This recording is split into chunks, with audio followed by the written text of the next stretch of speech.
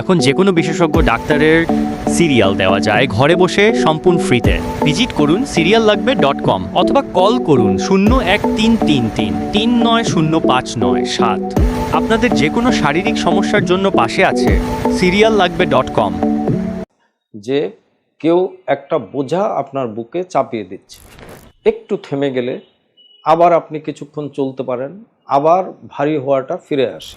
যদি আপনাকে রাস্তায় একবার বা দুইবার থামতে হয় বা আপনার খুব প্রচণ্ড ক্লান্ত লাগে, বুঝতে হবে আপনার হার্টের কিছু একটা সমস্যা আছে।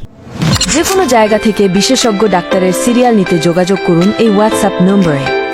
সংযুক্ত আরব আমিরাতের আজমানস্থ আল হেলাল মেডিকেল সেন্টার এবং ঢাকা মিরপুর আল হেলাল স্পেশালাইজড হসপিটালের মেডিসিন এবং হৃদরোগ বিভাগের প্রধান।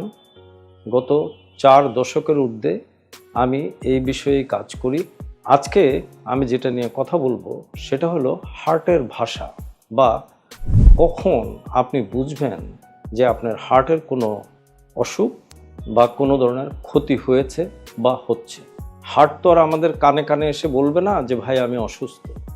হার্ট একটা মাংসপিণ্ড যার ওজন কম বেশি 350 থেকে 450 গ্রাম এবং প্রতি মিনিটে সারা শরীরে প্রায় 5 লিটার রক্ত প্রদান করে।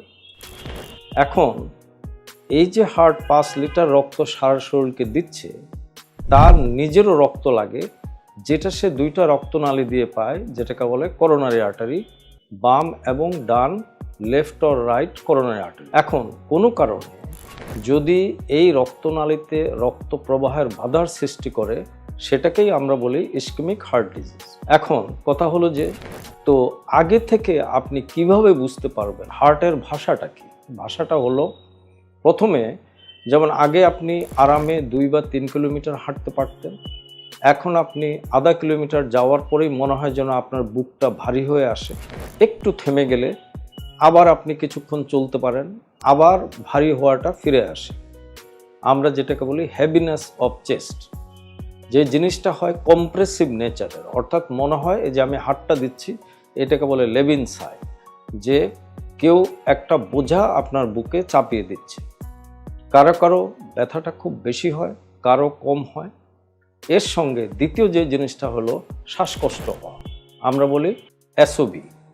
এই শ্বাসকষ্ট হওয়াটা আমরা এটাকে ক্লাসিফাই করি 1 to 4 হিসাবে।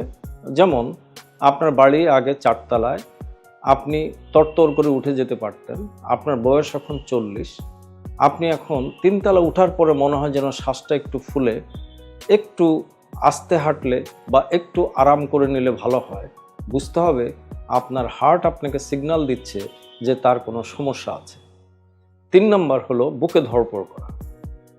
অনেক কারণে আমাদের বুকে ধড়পড় হতে পারে, তবে বিশেষ কারণে যখন ইসকেমিক হার্ট ডিজিজ বা ভালভুলার হার্ট ডিজিজ হয় বা অ্যারিথমিয়া হয় বা থাইরয়েডের কোনো রোগ হয়, তাতেও কিন্তু এই বুকে ধড়পড়টাও একটা সংকেত যে আপনার হার্ট কোনো একটা অসুবিধায় আছে। আর চতুর্থ যেটা আমরা যেটাকে বলি আর্লি ফ্যাটিগেবিলিটি, বা খুব সহজেই ক্লান্ত হয়ে যাওয়া।